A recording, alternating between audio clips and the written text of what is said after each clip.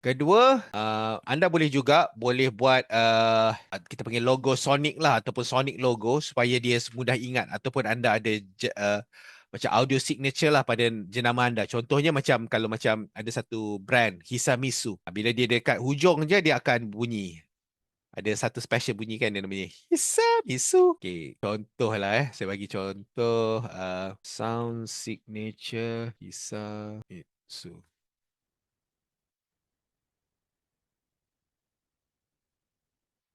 Hmm.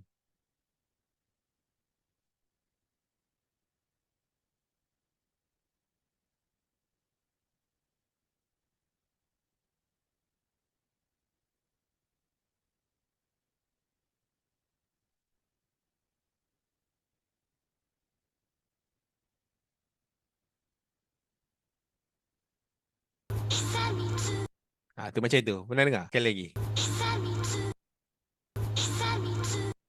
Ah, anda punya hujung lah. Macam ni.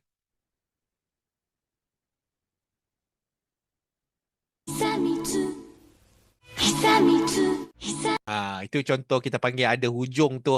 Ada kita punya ni. Biasa Japan lah suka buat benda macam ni.